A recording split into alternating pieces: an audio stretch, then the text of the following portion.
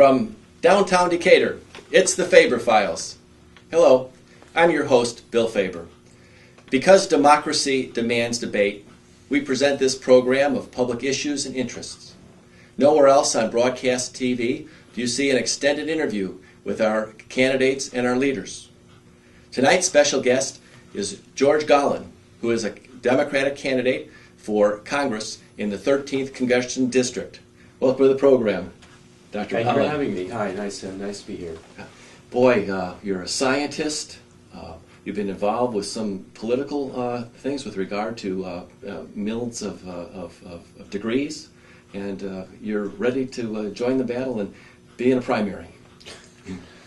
I suppose. I mean, let's take a look at what we have going on, which is very little. There's very little governance happening. What we really need is to have people start generating solutions to problems. Right now, what we have is a Congress that's really focusing just on its own internal strife and not getting anywhere. So we need to change that. So I'm in the race for that. It's very unusual to have an academic professor enter a political race. So many times the really bright men and women in our society stay aloof from it, but you've decided to mix it up and get involved. What caused that decision? Well, what we have is a number of challenges we're facing. We have economic issues. We have our educational systems are falling behind the rest of the world, and no one is stepping up to deal with that.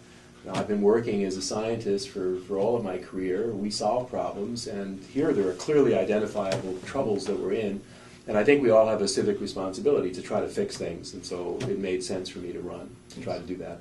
You know, our forefathers and foremothers, they felt that life in the Republic and dedication to civic duty was part of a citizen's job. That's what they believed, and that belief has kind of faded away, but you're an example of someone who's stepping up. Why, thank you. Why, thank you. You're not only a candidate, but you're a serious candidate. The public policy polls shows you running at this point neck and neck with Ann Callis, who is another candidate for the Democratic primary. It's really early in the process, and I'm known in Champaign, and my opponents are known where they live.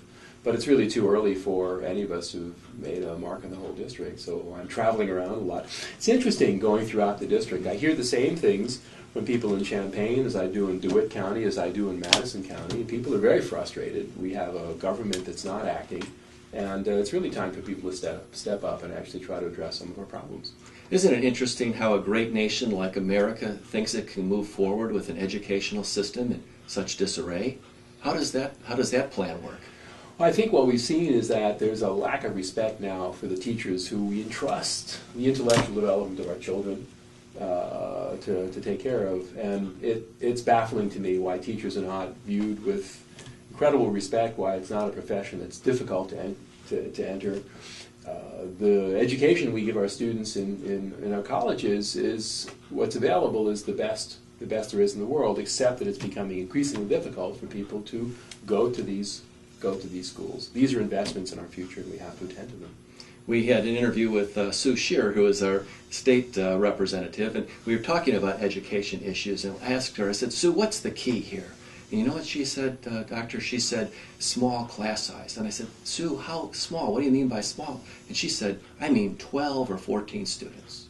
I don't know that the data actually support that, okay? I think that what makes the biggest difference is to have a well-trained and engaged, excited teacher who will inspire the kids. Small class size sounds like a good thing, and I think it is, but I think really a good building principle who inspires the teachers who are passionate about what they're doing, makes the biggest difference. Let me add something to that. There was some data that came from a professor of education at the University of Pennsylvania on what makes minority male students succeed. He interviewed several hundred people who had done well in life and found that what jumped out from the interviews was that mattered was to have a teacher who took an interest, someone, almost always a teacher, who identified a young person as somehow containing a spark that might let them thrive. And even if the student didn't do that well in high school, later life, knowing that someone besides a parent thought well of them, gave them the fuel to prosper in life. So I think what you want are teachers who are really engaged and were there, paying attention. Yes. You know, one of the statistics, if I could stay on education for just a moment, Doctor, was that here in Macon County, or in Decatur, I should say, our school district, our minority population of our city is 18%. The minority population of our public school district is 75%. Okay, so we have a difference in population versus age. I could make your eyes roll back. I could start talking about numbers. I mean, it sounds to me like what we have are minority students are younger. Minority families are younger in age. They have children who are class student age. I would expect that that's what is accounting for that. Sure. What are your proposals with regard to education, Doctor? What would you suggest that the Congress of the United States do? One of the things that the Congress should do is it should scout for good ideas. We have real problems now in aligning the high schools with the community colleges with the four-year schools. What I mean by that is that we'd really like to make sure that a student graduating from high school is ready for entry into college. This is something that we pay attention to at the University of Illinois, and what we see is that we really need to be reaching down into the high schools to make sure that the teachers and the students there understand what we will ask of them when they come to us. I think one of the ways of making education affordable, which is really, really an important issue, is to make sure that there is a way for students to begin their degrees in the community colleges, which are very cost effective, but have them be ready for us when they arrive. So I think that good role in the federal government is to apply pressure to the system to make schools less expensive, but also make sure that the least expensive path to a four-year degree, which I think is through the community colleges, works well. Yes. That's the kind of thing the federal government should do. You know, Doctor, in our community, here in Macon County, Decatur, over half of the students who go to Richland Community College need remedial help. That's our statistic. There is really promising data from a study that two Tennessee community colleges did. It was just published a couple of months ago. They found what seems to be the golden mix of self-paced instruction, instructor-mediated interaction with mathematical material to get the kids in 10th and 11th grade classes to thrive, to learn their mathematics. They found that more than 3/4 of the students that were in this program passed. They had an 84% pass rate. And the kids, by the time they're done with this, they've actually satisfied the community college's math requirements, and so they are ready to go. In fact, 1/4 of them take more math. So it looks to me like the kind of thing that we can do is to try to expand programs like this. That's something I would like to bring to the district here very much, and repair the problem that's the primary reason that students don't thrive when they get to a school like Richland. They'll be ready, their math will be ready, and they will do fine as a result. And this is a fixable problem. And affordability is another issue. You raised that in some of your campaign information. You know, my father, he was a pilot in World War II. When he completed service, he got the GI Bill and it sent him to college. That's a great thing. And we owe our veterans the world, basically, and it's shameful how our system is not giving them good enough educational opportunities. It's not taking care of their mental health issues. It's not guaranteeing their families a livable standard of life while they're overseas. Another thing that you raise in your literature, Doctor, is infrastructure, that it's crumbling and we're not addressing the issue. What are your plans in Congress to address that issue? I'm glad you asked about that. There's something called the Congressional Progressive Caucus Back to Work budget. And what it does is it increases employment in the United States by putting people to work, fixing the things that are broken. Infrastructure, you fix it now or you fix it later. It's like fixing a car. It's always more expensive to fix it later. It's a good place to put people back to work. So we need to be working on our roads, our bridges, also our information technology infrastructure. To have broadband internet access in rural communities is very expensive in some places, and we would like, it's like having the interstate highway system. We want everybody to be able to get to the internet. It's part of how we do commerce. It's how farmers gauge the markets and know when to sell their grain. We want to make sure that that's available. So I would very much advocate that we work on rebuilding our infrastructure. The rest of the world, the other advanced countries, have good communication, good internet, good transportation infrastructure. We're lagging behind now. We need to address this. But how do you fix the infrastructure, which costs money, when you have a Congress that asks for austerity? I think we have to do it sooner or we have to do it later. I think we have to bite the bullet on that one.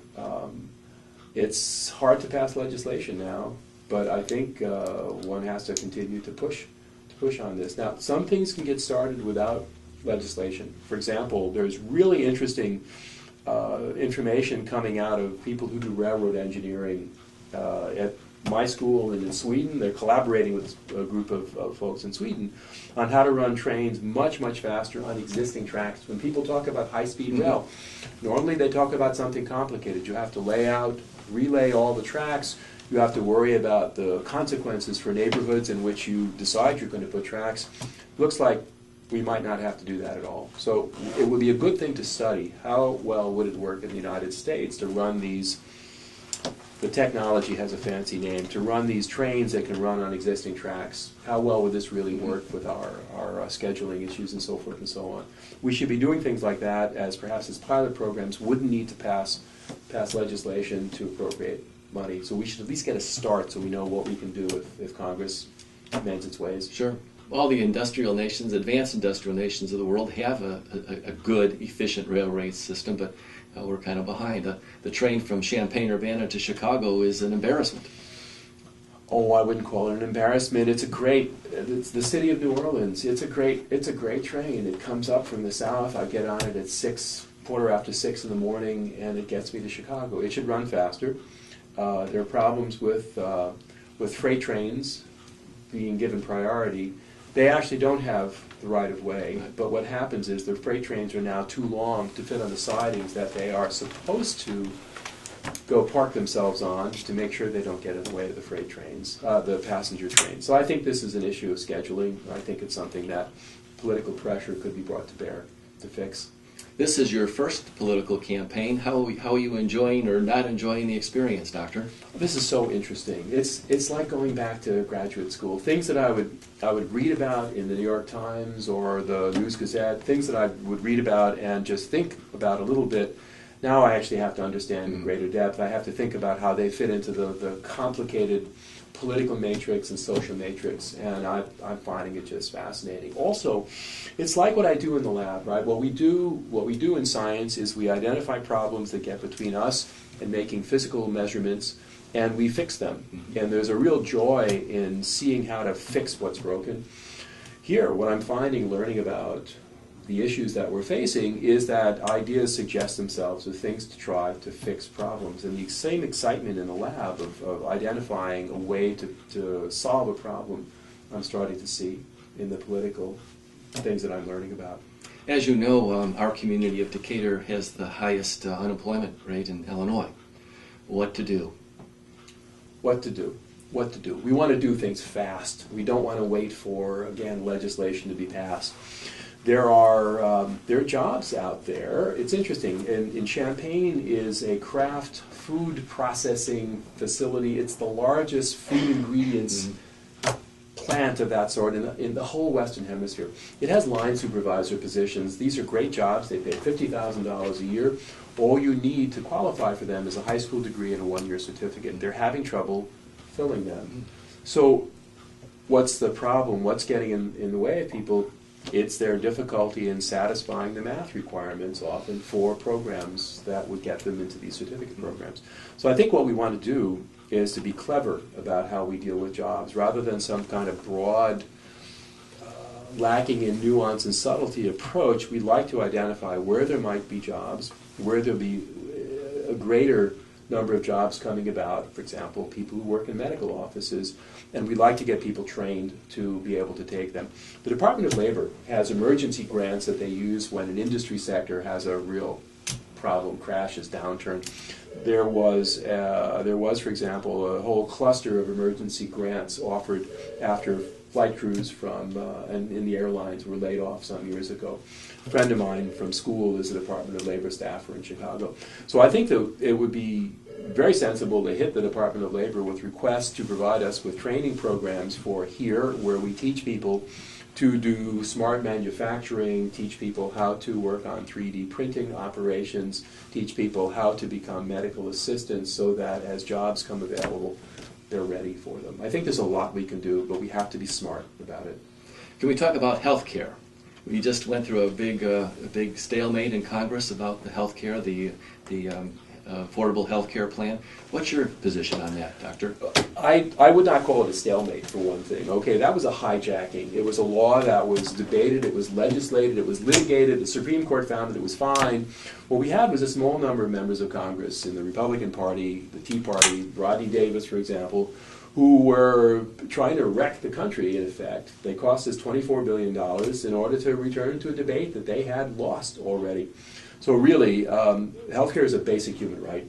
The United States agreed to that when we signed the United Nations Charter, when we signed the Declaration of Human Rights that the United Nations is a safekeeper for. It's just a basic human right. We have two different things going on here, I'd say. One is that we have what the law is and is intended to accomplish, and then we have the embarrassingly poorly done execution of this website. We're supposed to know how to do technology. We have the internet. We have marvelous ways of keeping track of airplanes in the skies and things like that. And what was done was just a poorly done piece of technology. And then to hear members in Congress, there was a hearing pretty recently in which you got folks who know nothing about technology up there speaking about something about which they're ignorant. This is just not the way to run a railroad, so as to speak. The law is a good idea. I wish it had been made more along the lines of a single-payer system so that we never had someone who would like to start a new business worrying about moving away from where they had health care already. We'd like people to be able to just go off and be entrepreneurs. We would like small businesses as they grow not to worry that once they got to a certain point, it would start to cost them more for medical care. We would like to have a different system that was less expensive. We know how to do that, but we have finally the ability to provide most people in the United States with what is a basic human right, which is affordable health care. It's really quite interesting why the CEOs of our nation really aren't in favor of a single payer, because that takes a load off of their backs, so to speak, and might allow them to be even more competitive internationally, but they don't seem to see it that way. I don't know that the CEOs really are opposed to a single payer system. I mean, the relationship between management and labor is something that's evolved over the years. In times past, in the 40s, for example, I think it was well understood by management that a workforce that is engaged, that is unionized, is a productive workforce. When people feel valued, they do better work, they do better quality work, they don't get hurt on the job as much. And I think respect between management and labor is something that makes for a more efficient economy. And I think that that years past, unions were actually welcomed by management. And my guess is that there'll be a similar there should be a similar awareness that the safety and security provided by, for example, a single-payer system is an advantage for everyone. As you now launch and develop your campaign, Doctor, what are your primary points that you want to get across to the people who are listening to you speak and who you're asking to vote for you? What are the primary points? I'm different from most people in Congress. I'm not a lawyer. The law is a good, honorable profession, and I don't mean to rag on you. It can be a hammer for justice. It keeps us out of trouble with each other. But really, lawyers must represent their clients, and they argue. I've been a teacher and a scientist all of my career. We solve problems. So one point is that I'm a problem solver. My entire professional life has been spent collaborating with people who are talented, people who are of different opinions sometimes, and figuring out how to solve problems. This is something that we are sorely lacking in right now in the United States. That maybe is the principal point, but the most pressing need, I think, right now is that we must return to full employment, and I think that there must be an honest, rigorous attempt to bring that about, not by making predictions based on received knowledge, which is false, but by actually looking at information and seeing what works and what doesn't work. What about the banking system? We went through the Great Depression or recession, depending on your point of view.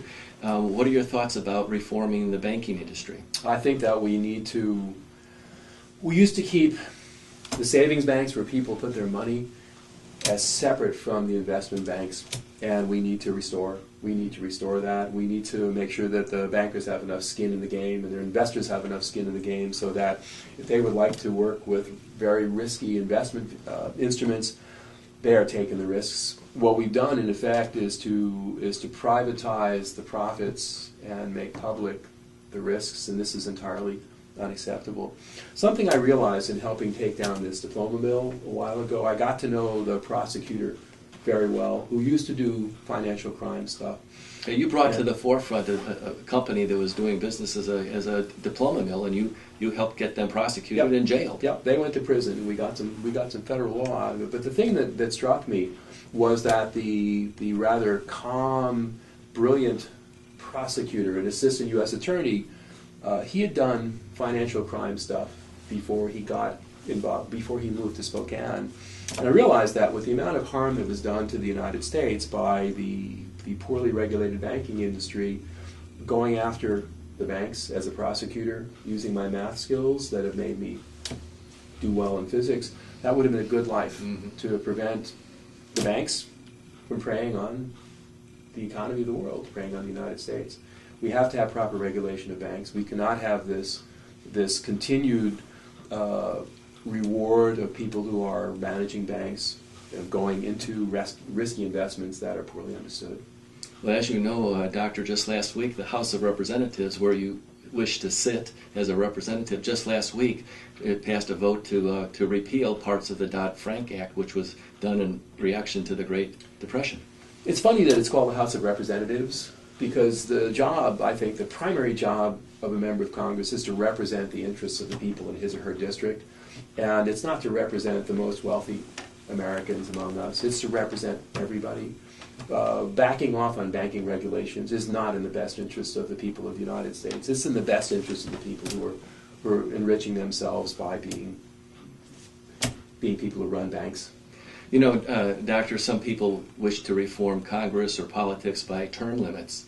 But it could be said that every 4 years or every 2 years, the voters do have an option to have term limits by simply getting out and voting. What's your position on that? Voter turnout's pretty low. It's really too bad. It would be nice to have people understand how important it is to vote and how they do have a voice in it.